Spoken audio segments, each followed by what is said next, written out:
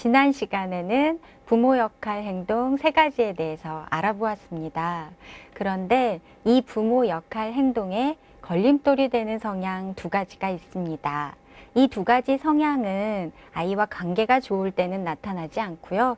아이와 갈등이 있는 상황에서 또는 아이와 의견이 다를 때 나타나는 성향입니다.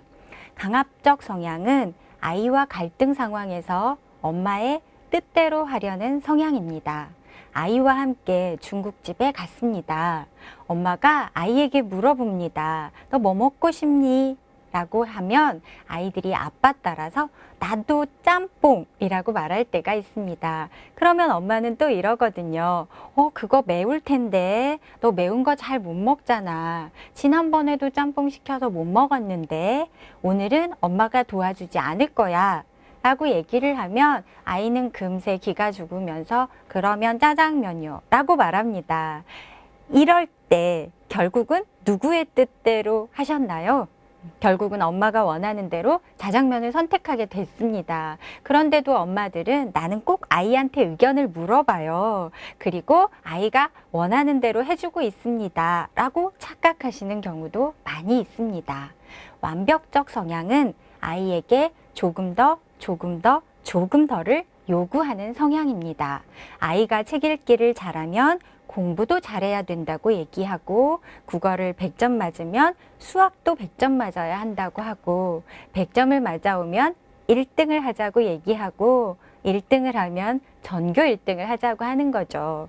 피아노를 배우고 있으면 요즘에는 수행평가가 많다고 하니까 바이올린이나 태권도도 배워야 한다고 얘기하면서 아이에게 다음에 대한 요구를 자꾸만 하게 되는 성향을 완벽적 성향이라고 합니다. 결과지에서 강압적 성향과 완벽적 성향이 높게 나왔다면 이 2가지 성향을 조금 낮추려는 노력을 하셔야 합니다. 지난 시간에 배웠던 부모 역할 행동, 정서적 공감, 수용적 존중, 합리적 권위를 엄마가 얼마나 많이 자주 하느냐에 따라서 균형형, 애정형, 민주형, 존중형, 관리형, 교육자형, 역할 충실형, 그리고 관망형의 8가지 유형으로 나누게 됩니다. 우리가 가장 이상적으로 생각하는 부모 유형은 역시 균형형입니다. 공감, 존중, 권위의 행동들을 모두 적절하게 잘 수행하는 부모입니다.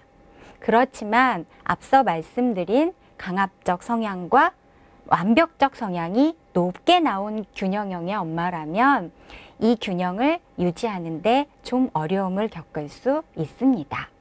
다음으로 애정형은 공감만 많이 해주는 엄마이고 존중형은 존중만 많이 자주 해주는 엄마입니다.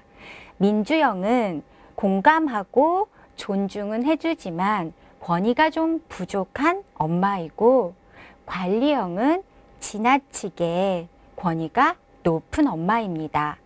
교육자형의 엄마는 아이에게 존중도 해주고 그리고 권위도 있지만 공감은 좀 부족한 엄마이고 역할 충실형의 엄마는 아이를 공감해주고 마음 읽기는 하지만 존중은 잘 되지 않는, 자주 행동하지 않는 엄마입니다.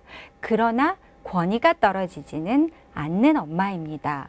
그런데 특히 관리형의 경우는 엄마의 권위가 지나치게 높은 유형이고 관망형의 경우에는 공감, 존중, 권위 이 3가지를 모두 적절하게 수행하지 못하는 유형이므로 상담을 할 때 좀 더 주의가 요구되어진다고 엄마에게 말씀드리는 것이 좋습니다.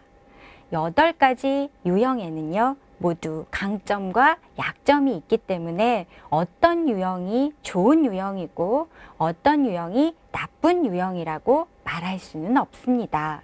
하지만 내가 자주 많이 하는 행동에 대해서는 잘하고 있다는 자신감을 가지시고 내가 부족하다고 알게 된 행동에 대해서는 조금 더 자주 많이 하려는 노력을 해야 한다고 말씀드리면 되겠습니다.